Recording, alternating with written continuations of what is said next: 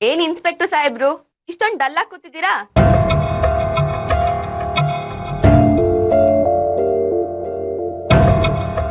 ಆರ್ಯ ಅವ್ರೆ, ಯಾಕೆ ಇಷ್ಟೊಂದು ಬೇಜಾರ್ ಮಾಡ್ಕೊಂಡಿದ್ದೀರಾ?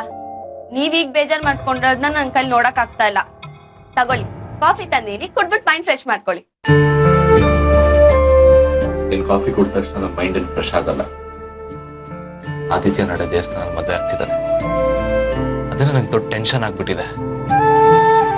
ಅಷ್ಟಕ್ಕೆಲ್ಲ ಇಷ್ಟೊಂದು ಬೇಜಾರ್ ಮಾಡ್ಕೋತಾರಾ? ಬೇಜಾರ್ ಮಾಡ್ಕೊಳ್ತೆ ಇನ್ನೇನ್ ಮಾಡ್ಲಿ.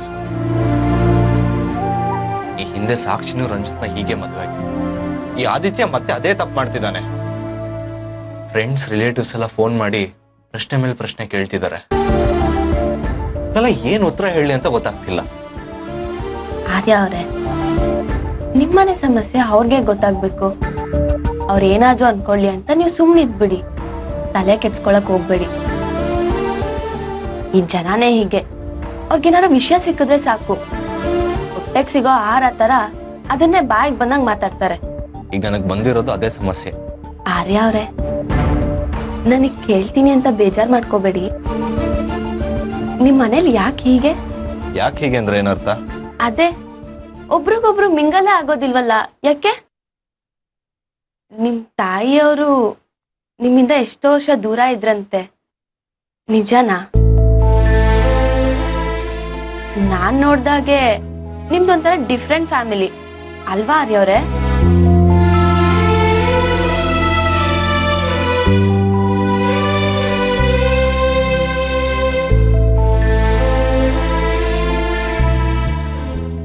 ಸಾರಿ ಆರ್ಯ ಅವ್ರೆ, ನಾನ್ ನಿಮ್ ಫ್ಯಾಮಿಲಿ ಬಗ್ಗೆ ಮಾತಾಡ್ಬಾರ್ದಿತ್ತು. ಏನೋ ಕೇಳ್ಬೇಕು ಅನ್ನಿಸ್ತು, ಅದಕ್ಕೆ ಕೇಳ್ದೆ. ನನ್ ಮಾತಿಂದ ನಿಮ್ಗೇನಾರು ಹರ್ಟ್ ಆಗಿದ್ರೆ ಐ ಆಮ್ ಸಾರಿ. ಪರವಾಗಿಲ್ಲ, ತಪ್ಪೇನ್ ಹೇಳಿಲ್ವಲ್ಲ, ನನಗೇನ್ ಬೇಜಾರಾಗಿಲ್ಲ.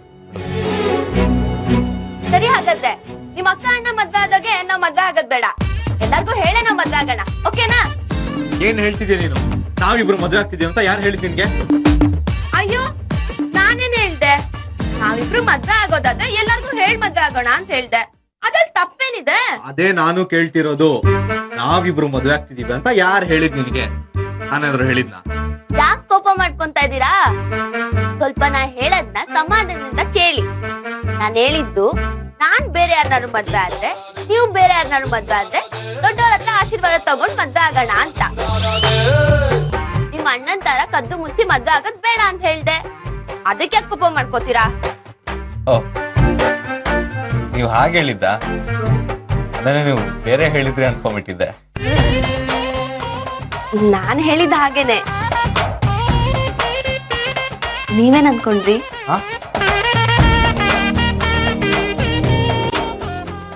ಏನಿಲ್ಲ, ಸಾರಿ.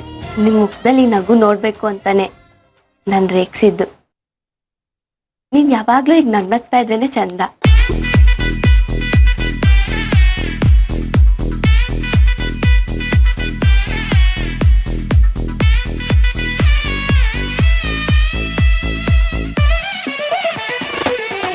ಚೆಂಡು ಹುಡುಗಿ ಆಟಿಗೆ ನುಗ್ಗಿ ಕಥಕಳಿ ಆಡಿ